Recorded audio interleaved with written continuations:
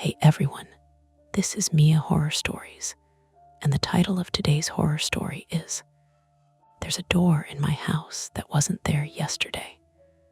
For your comfort, the screen will stay black throughout the video, so you can relax without strain and just focus on the story. Make sure you stick around until the end. Sometimes the last few moments are the ones that stay with you the longest. The first thing I noticed was the smell. Not rot, not gas, nothing that would make you run, but that dusty, papery odor you get when you open a long closed closet in an old house. Dry gypsum, cardboard, warm insulation, like someone had been sanding drywall somewhere out of sight. I stood in the hallway with my keys still in my hand, backpack strap cutting into my shoulder, and listened. The house didn't sound wrong.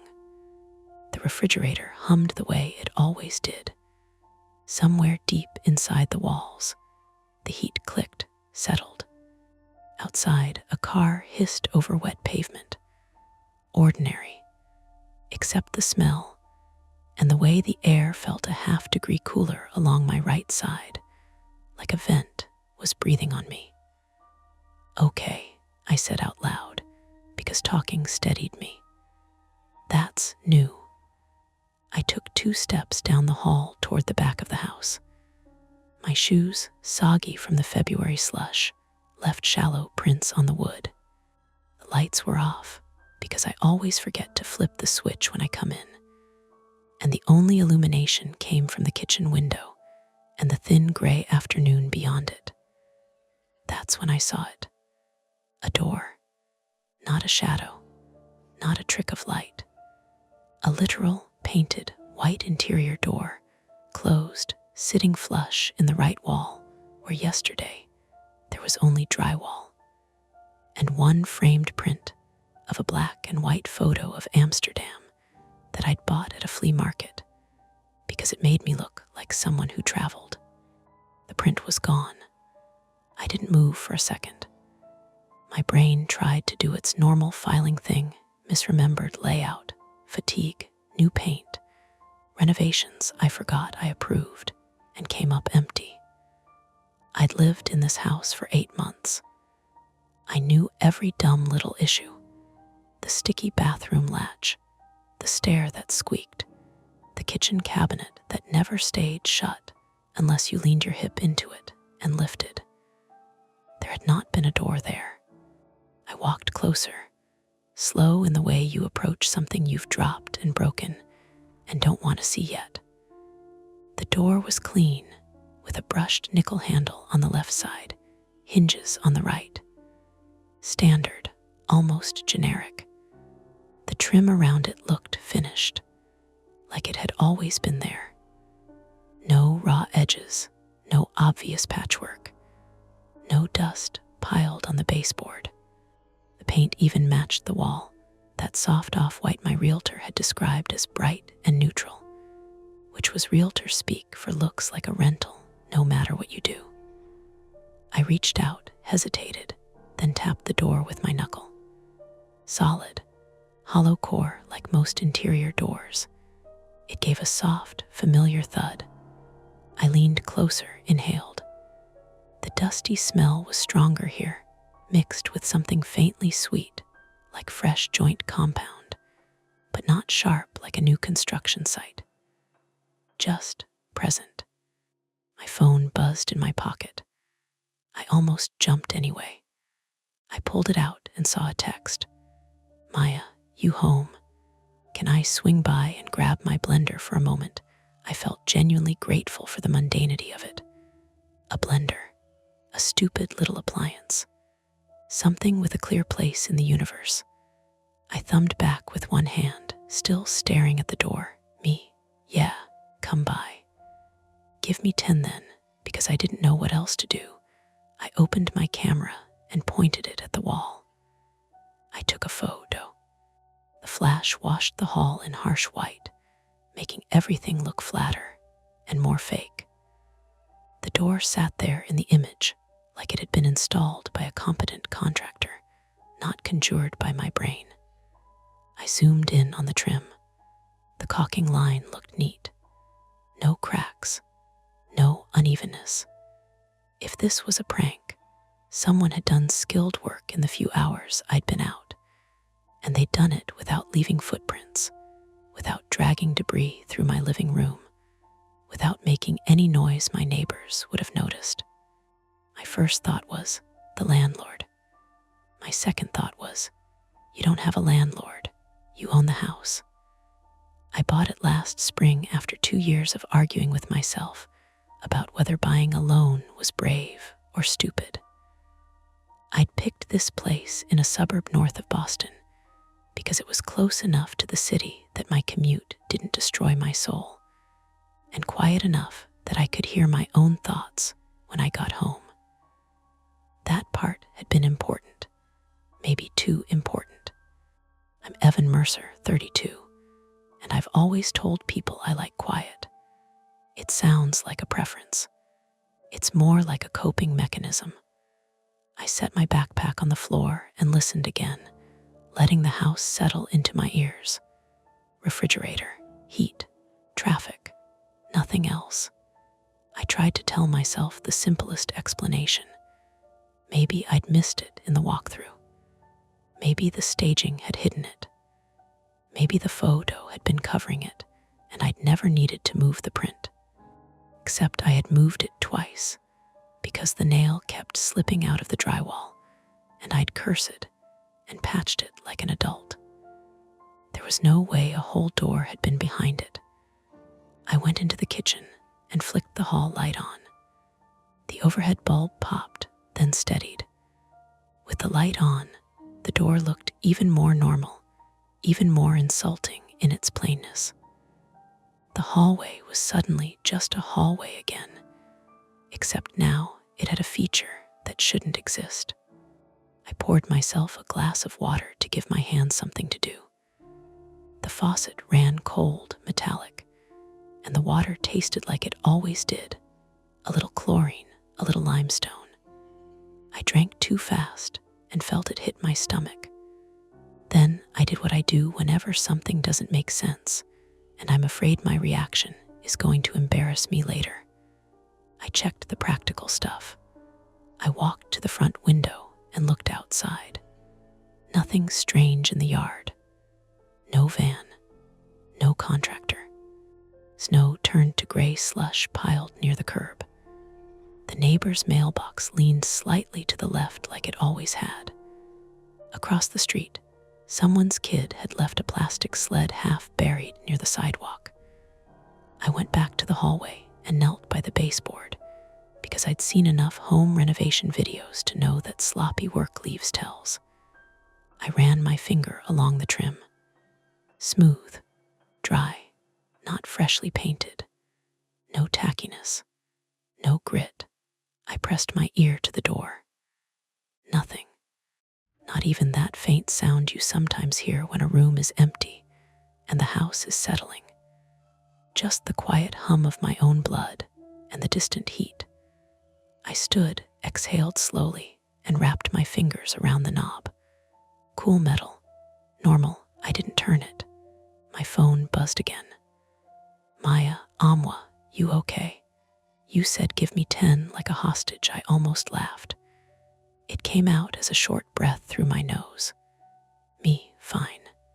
Just weird day. See you soon. I set the phone on the kitchen counter and stared at it for a second, as if it might offer instructions. Then I walked back to the door and did something else practical. I checked if it had a lock. There was no deadbolt, no keypad, just the knob and a tiny thumb turn on the inside edge you'd see on a bathroom door, except there was no indication of what it led to. I crouched and looked at the gap under the door. Thin shadow. No light. No obvious air movement. My skin prickled, not with fear exactly, but with that uneasy awareness you get when you realize you've been assuming something about your environment that you never had to prove. This house had been safe because it was predictable. predictable meant controllable. And controllable meant my brain could finally stop scanning for the worst case scenario. It meant I could sleep without checking every window twice, without replaying worst outcomes in my head like some stupid training drill. I don't tell people this because it's the kind of thing that makes them tilt their head and say, "Have you tried meditation?" But I have a private fear that's not ghosts or burglars or murderers. It's that I can't trust my own perception when I'm tired. In my late 20s, I had a stretch where stress and too much caffeine and too little sleep made everything feel slightly off. Not hallucinations, nothing dramatic, but an unreliability. I'd swear I left my wallet on the counter and then find it in the fridge. I'd reread emails 3 times because I couldn't remember if I'd sent them. It wasn't a diagnosis. It wasn't a breakdown. It was just a warning flare. And it scared me more than I admitted. So standing here now, with a door that should not exist, my first instinct was intruder. It was, what if this is me? I swallowed and looked away from the door, forcing myself to name objects out loud, like a grounding exercise I'd learned and hated. Coat rack, I said, staring at the hooks by the entryway. Shoes, umbrella, thermostat. Then I looked back, door, still there. A car pulled into the driveway. Gravel crunched, then stopped. A door slammed. Footsteps on the porch. A quick knock, 3 taps, familiar. I exhaled so hard it almost hurt. I opened the front door before she could knock again. Maya stepped in, shoulders hunched against the cold, cheeks pink, hair stuffed into a beanie like she'd given up fighting it. She held a tote bag on one arm and her keys in the other hand, a little jingle of metal as she kicked off her boots. Maya Rios, 31, female, has been my friend since my first job out of college, which means she's watched me become the kind of person who owns matching plates and still sometimes eats standing over the sink. She looked at my face, the way she always does when she's checking if I'm about to lie. "Okay," she said, drawing the word out. "You look like you just found a body, or you're about to tell me you joined CrossFit." I tried for casual. "Neither, come here." I led her down the hall. The air still smelled faintly dusty. The overhead light made everything brutally normal except for the one thing that was. Maya stopped when she saw it. Her mouth opened slightly, then closed. She took 2 steps closer, squinted at the trim like she could decode the problem by inspection. "What?" she said, very flatly. "Is that?" "A door," I said. "I can see it's a door." She looked at me now. "Evan, that wasn't there." "I know." She laughed once sharp, then reached out and touched the door like she needed to confirm it was real. Her palm pressed against the painted surface. "It feels normal." I took a photo. "Of course you did." She stepped back, looking around for context, like the hallway might have rearranged itself, and the door was the least of it. "Where's the Amsterdam picture?" "Gone." Maya's eyes moved to the wall where the print should have been. There was no nail hole, no patch, just smooth paint. She made a sound low in her throat, not quite a swear. "Okay," she said. "Okay, so someone came in here." "I didn't hear anything," I said. "Do you have cameras?" "No." Maya's expression shifted, practical mode clicking in. "We should call someone. The police." She hesitated. "Maybe. Or first, do you have paperwork from your inspection?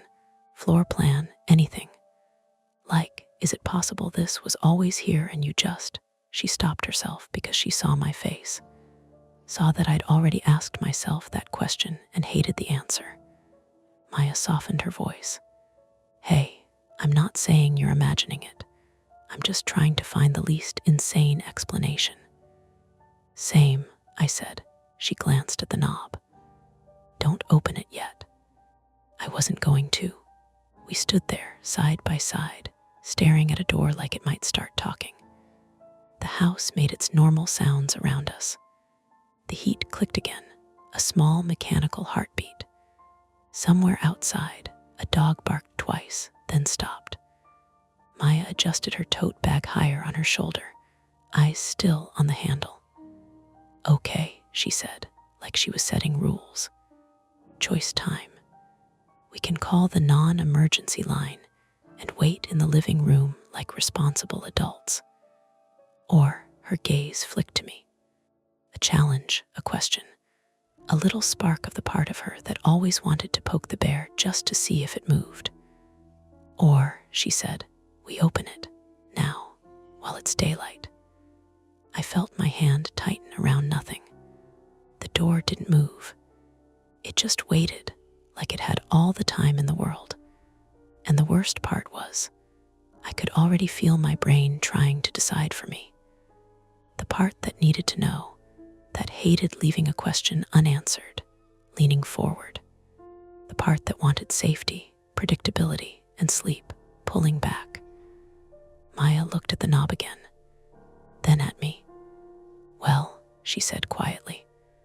What are we doing? Maya checked her watch again, a nervous habit she only had when she was trying to pretend she wasn't nervous.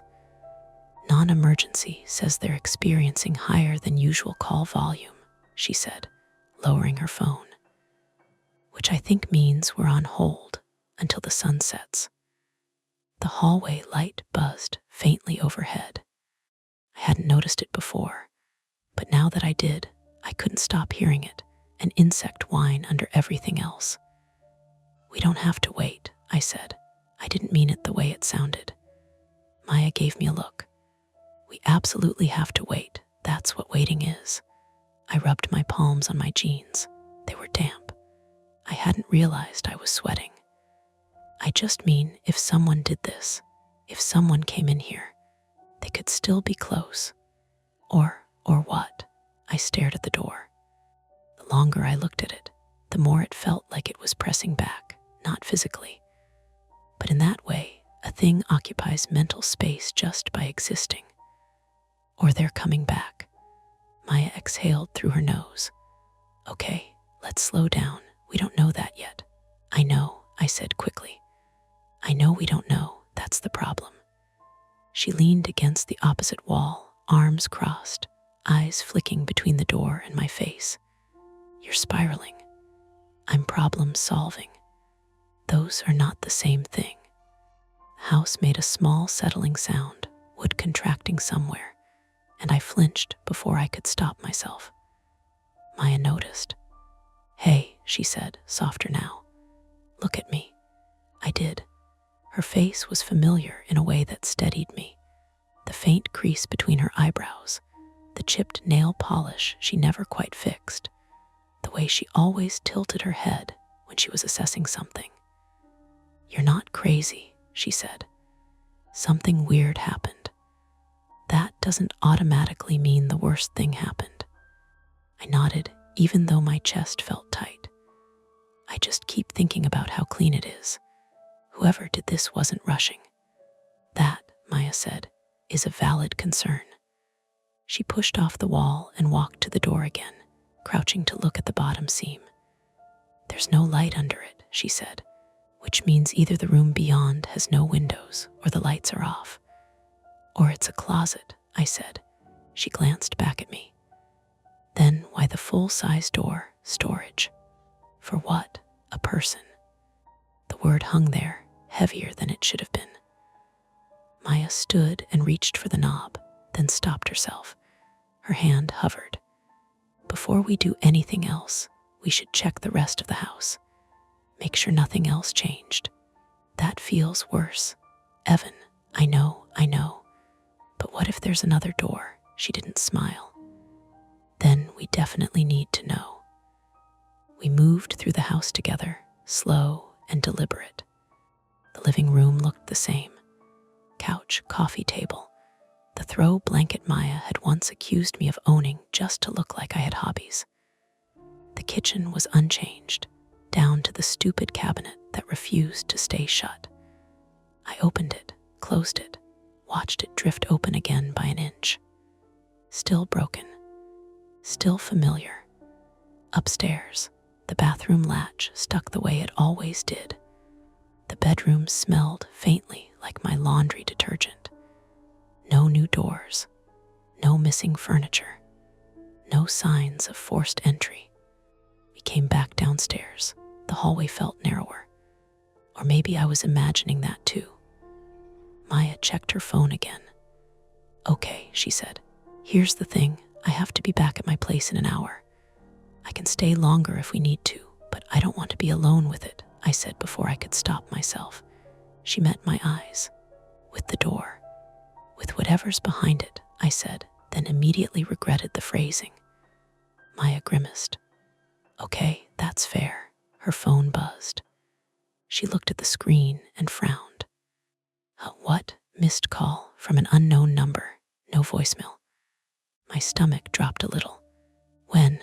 Just now, while we were upstairs. I forced myself to breathe. "Probably spam." "Probably," she agreed. She didn't look convinced. The hallway light flickered just once. Bright, dim, bright again. Maya looked up at it. "Is that new?" "No," I said automatically, then hesitated. "I don't think so." We stood there for a moment, both listening. The hum of the light seemed louder now, like it was leaning into the quiet. "I don't like this," Maya said. "We should call the police again. Maybe emergency this time. For a door. For an unauthorized structural modification to private residence," she said, quoting something she'd probably read online once. "That's not nothing," I nodded, reached for my phone. No signal. I frowned at the screen and walked toward the front of the house, holding it up like that would help. One bar flickered into existence, then vanished. "That's weird," I said. Maya checked hers. "I've got 2 bars. I took a step closer to her. My phone buzzed. Unknown number. I froze. "Maya," she looked at my screen. "Don't answer that." "I know." The phone buzzed again, then stopped. A second later, there was a sound from inside the wall. Not a knock, not a scratch. Something more subtle, a shift, like weight being adjusted. Like someone leaning back against drywall. Maya's breath caught. She reached for my arm, fingers digging in hard enough to hurt. "Did you hear that?" she whispered. I nodded. My mouth felt dry. "Yeah." The sound came again, a faint creak. Then nothing. We stared at the door. It didn't move. It didn't rattle. It just sat there, solid and patient. "This is no longer a waited-out situation," Maya said. "This is a leave-the-house situation." "Agreed," I said, relief washing through me at the decision. Shoes, keys, now. Moved fast, adrenaline sharpening everything. I grabbed my jacket from the hook by the door, my keys from the bowl on the console. Maya pulled on her boots, hands shaking just a little. As I reached for the front door, the hallway light flickered again. This time it went out. The house fell into a softer, deeper quiet. The refrigerator hum seemed farther away. The air felt cooler. "Evan," Maya said quietly. The door, I turned. The knob was turning. Slowly, deliberately, not rattling, not testing. Just rotating, a fraction of an inch at a time, metal whispering against its housing. I felt something in my chest give way, not panic exactly, but the certainty that whatever I'd been afraid of imagining, this was worse, because it meant my perception had been right all along. Maya's grip on my arm tightened. "Someone is in your house," she said, voice steady in a way that scared me more than if she'd screamed. The knob stopped. Then, from behind the door, a voice spoke, muffled by wood and drywall, but unmistakably human. "Hello," it said. "Is anyone there? Don't answer, Maya whispered. The word hello still hung in the air on the other side of the door, not loud, not urgent, almost polite. My hand was still on the front door handle. If I pulled it open, we'd be outside in 3 seconds, down the porch steps, into the driveway, distance between us, and whatever had rearranged my house. The idea of cold air and open space felt like oxygen. Behind us, the hallway remained dark. The only light came from the living room lamp, casting a long, warped rectangle across the floor that stopped just short of the door with the voice behind it. "Evan," Maya said, low and firm.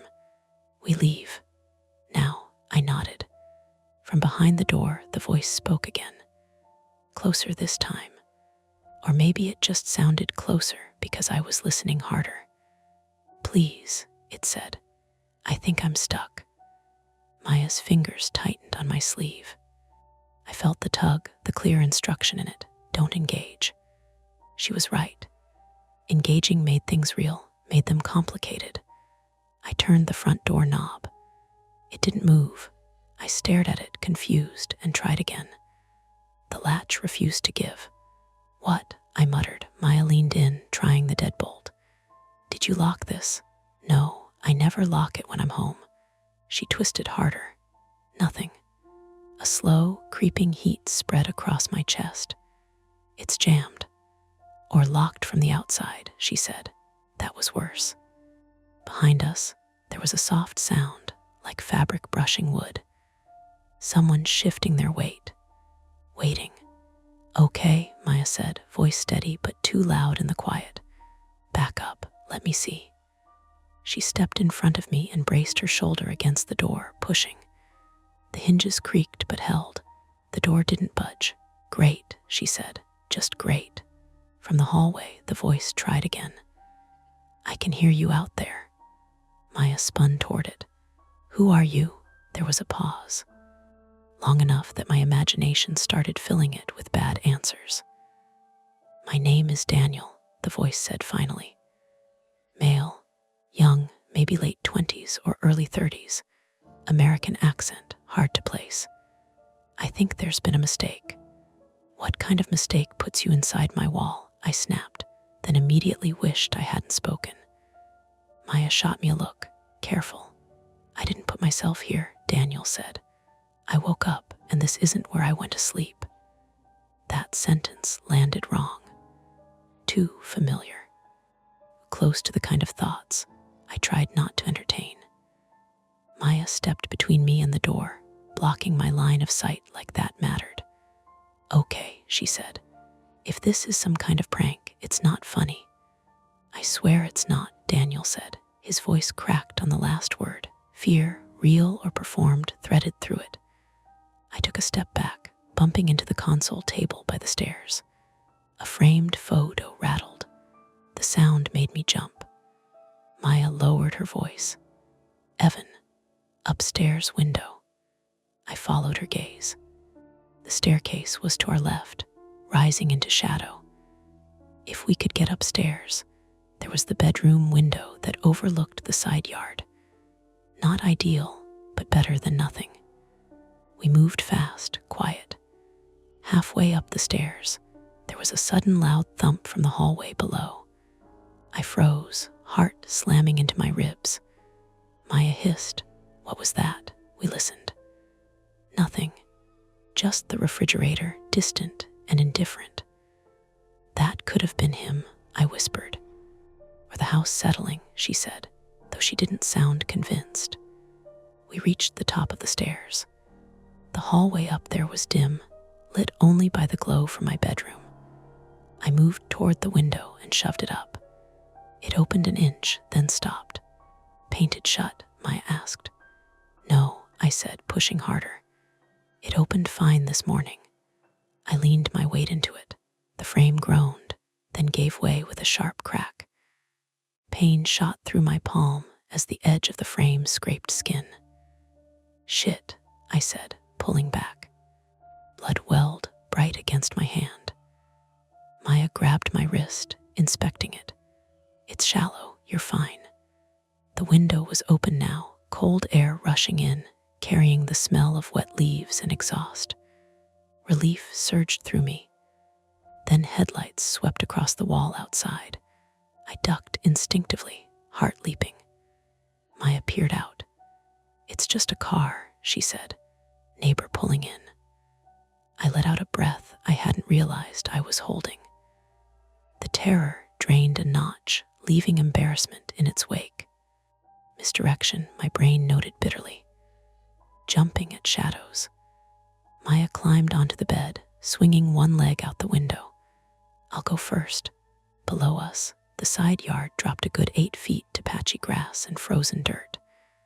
"I can make it," she said. "You follow." She lowered herself, then dropped. The impact made her grunt, but she stayed upright. "Okay," she called. "Your turn." I swung my legs out, adrenaline dulling the sting in my palm. As I shifted my weight, a loud crack echoed from downstairs. Maya looked up sharply. "What was that?" Before I could answer, Daniel shouted from below. "Hey, please don't leave me." The sound of his voice, echoing up the stairwell, did something to me. Not sympathy, responsibility. The sixth sense that if we left, whatever happened next would be partly on us. Maya saw it on my face. "No," she said. "Absolutely not. We're not doing that." "I can't just, Evan." She climbed back toward the window. "You don't owe him anything." Another sound from downstairs, this one unmistakable. Wood splintering. A sharp pop like a hinge giving way. Maya swore, "He's forcing it," or someone else was. I hesitated 1 second too long. From below, the front door slammed. The house shuddered. Maya's face drained of color. Someone else is here. The realization hit me like ice water. 2 possibilities collided in my head. Daniel wasn't alone, or Daniel wasn't the threat we thought he was. "We can't go now," I said. "They're in the house." Maya stared at me, then nodded once. Decision made, even if she hated it. We retreated from the window, pulling it down as quietly as we could. My hand throbbed, sticky with blood.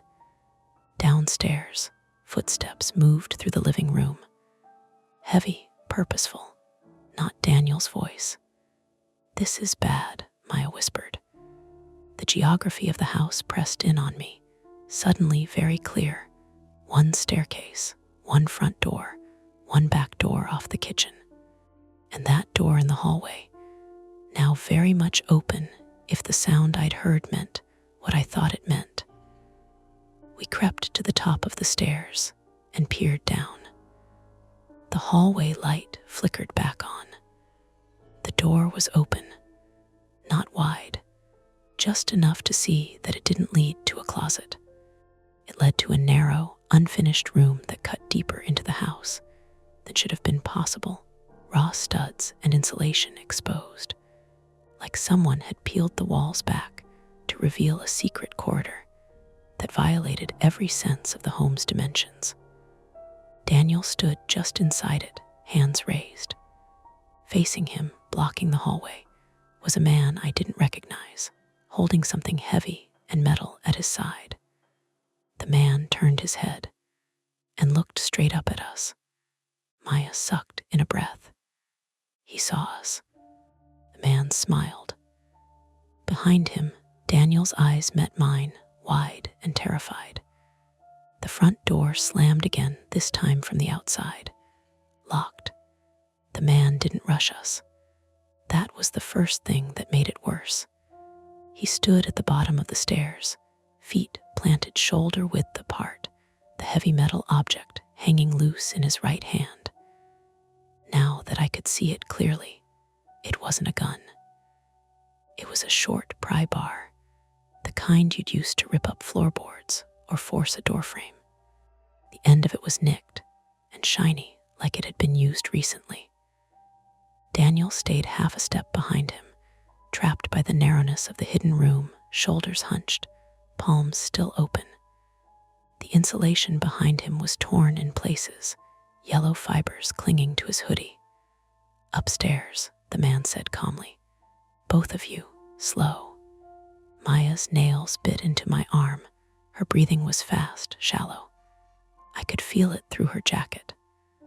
Why? She asked. Her voice wobbled, but she didn't stop herself from speaking. The man glanced at her like she'd asked for the time. Because you don't want to be in the hallway when this goes wrong. That was not comforting. I tried to think. The geography of the house felt like a puzzle box closing in. Behind us, the upstairs hall, my bedroom, the open window. Below, the living room, kitchen, back door we hadn't checked yet. Between us and everything else, 2 men, one armed, one trapped. My hand throbbed. Blood had soaked into my sleeve, sticky and cold now. Maya shifted her weight, just slightly, angling her body toward the stairs. A silent question. Now, Daniel's eyes flicked between us and the man with the pry bar. His mouth opened, closed. He looked like someone standing on the edge of a pool, bracing for cold. Please, Daniel said suddenly. You said you'd let them go. The man sighed. Actually sighed, like he was tired. I said I'd try. That was enough. Maya moved first. She shoved me sideways, hard toward the wall, and lunged up the remaining stairs. The man reacted fast, faster than I expected, swinging the pry bar up, not at us, but at the banister. It cracked with a sharp bang, wood splintering, the sound exploding in the small space. I stumbled, caught myself, then ran. Adrenaline flattened everything into simple steps. Stairs, turn, bedroom.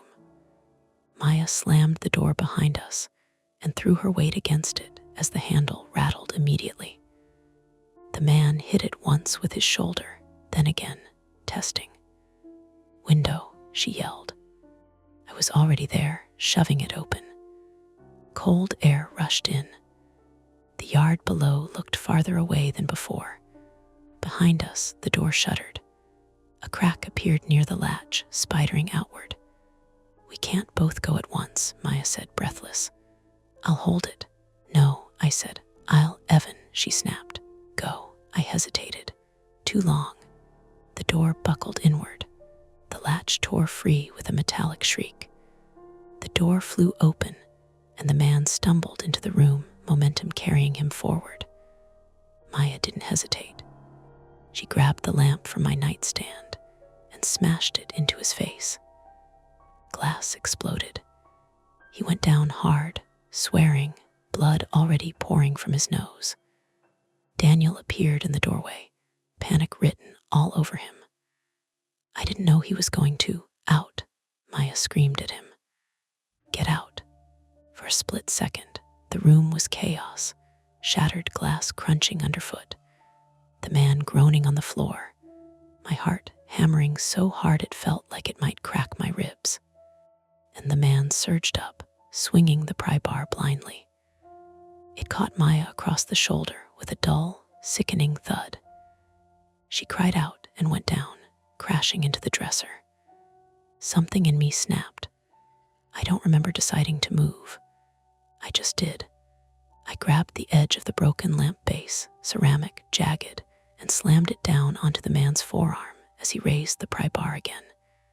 He screamed, dropped it. The sound cut through everything.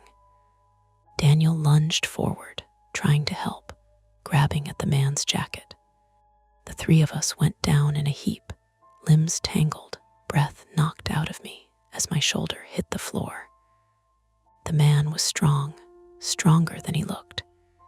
He elbowed Daniel hard in the chest, sending him sprawling back into the hallway. He shoved me away and scrambled for the pry bar. Maya moved. Even injured, she moved. She kicked it under the bed. The man saw it disappear and let out a noise that was pure frustration. He turned toward the door, maybe to run, maybe to call someone. I never found out, because that's when Daniel did the one thing I hadn't expected. He tackled him. They hit the hallway wall hard. The unfinished drywall of the hidden room flexed, then gave way with a tearing sound. Both men crashed through it, disappearing into the narrow space beyond. For a moment, there was only the sound of breathing. Mine, Maya's, ragged and sharp. Somewhere inside the walls, muffled grunts and thuds. Then silence. "Daniel," I shouted, no answer. Maya pushed herself up, clutching her shoulder. Her face was pale, lips pressed tight. "We can't stay," I nodded. My legs felt like rubber, but they held. We ran. Down the stairs, past the shattered banister, through the living room. The front door was still locked, deadbolt thrown. The back door. I tore into the kitchen, skidding on the tile, and yanked it open. Cold air hit me like a slap. We didn't slow down until we were in the yard, then the neighbor's yard, then standing under a streetlight, gasping. A porch light flicked on across the street. A door opened. "Are you okay?" someone shouted. Maya collapsed onto the curb, swearing through clenched teeth. Her shoulder was already swelling, an ugly bruise blooming under the skin. Sirens came eventually, closer than I'd expected. Blue and red lights washed over the houses, turning everything unreal. They took our statements. They went inside. They found the man with the pry bar unconscious in the hidden room, arm broken where I'd struck him. They found Daniel too alive, shaken, with cracked ribs and insulation burns on his hands. The room behind the door was exactly what it looked like, an illegal addition carved into the dead space between my house and the neighbor S, used to stash stolen property, and apparently people who knew too much. The door had been installed days ago while I was at work. The reason I hadn't noticed. They de-worked from the inside. Quiet, careful. When an officer asked me how I hadn't heard construction, I didn't have a good answer. I just kept thinking about how close I'd come to convincing myself it was all in my head. As the EMT wrapped Maya's shoulder and taped up my hand, the house loomed behind us, windows dark, doorway gaping. It looked smaller somehow, like it had given something up.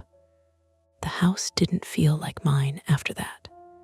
It took 3 hours for the police to finish processing it, and even then, they didn't let me back inside right away. I sat on the curb, wrapped in a gray blanket that smelled faintly of disinfectant, watching uniformed backs move in and out of my front door. The porch light stayed on, bright and accusing. Maya was in the ambulance for a while. They said it was a clean fracture of the clavicle, painful, but straightforward. No surgery unless the swelling got worse. She insisted on walking herself out when they were done strapping her arm into a sling, jaw set, eyes unfocused in that way people get when adrenaline finally loosens its grip. "I'm fine," she kept saying, to anyone who looked at her too long. "I just need ice and sleep." They cleaned my hand and wrapped it tight. The cut didn't need stitches, just steri strips and a warning to watch for infection. When the EMT asked me if I felt dizzy or disoriented, I almost laughed. "Yes," I said, "but I think that's unrelated." A detective named Harris, mid-40s, tired eyes, voice like he'd repeated the same reassurances too many times, sat with me on the steps and went over everything again. Timeline, when I'd left that morning, when I'd come home, whether I'd had any contractors over, whether I'd noticed anything off in the past week, smells, sounds, gaps in my routine. I told him about the dust smell, the phone call, the way the door had looked finished, like it belonged. He nodded, jotting notes. "They're good at that," he said. "The ones who last longer." "Last longer where?" I asked. He hesitated. "In places people don't look too closely." Daniel was taken out on a stretcher not long after, oxygen mask fogging with each breath. His eyes met mine for a second as they rolled him past. He lifted one hand weakly, like he wasn't sure whether waving was allowed. I didn't wave back. The man with the pry bar left in the back of a cruiser, arms splinted, face slack with pain. They said he'd broken 2 bones and torn something in his wrist. He didn't look at me. When they knew I wasn't going to collapse or bleed out, the officers finally let me inside. Not alone, never alone. They walked me through my own house like it belonged to someone else. The hallway looked wrong in daylight. The hidden door was still there, now wide open, yellow tape draped across it. Without the tension of the night pressing in, the room beyond it looked smaller, sadder. A crime scene stripped of its menace by fluorescent work lights and evidence markers. Raw studs, insulation, a couple of duffel bags on the floor, empty water bottles, a portable charger plugged into an extension cord that ran somewhere deeper into the walls.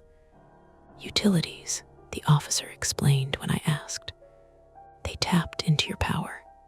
Minimal draw, hard to notice. I stared at the wall where my Amsterdam photo had hung. The print was gone for good.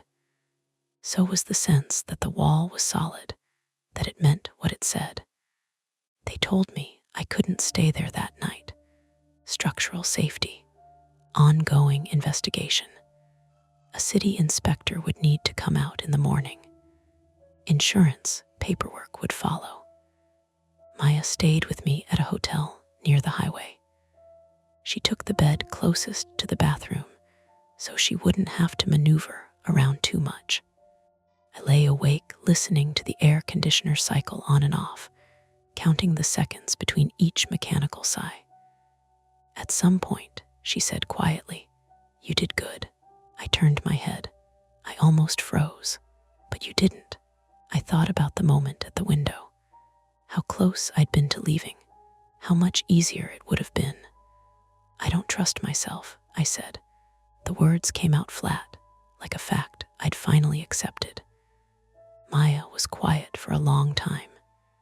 "You trusted yourself enough to act when it mattered." The city inspector came the next morning. Then the insurance adjuster.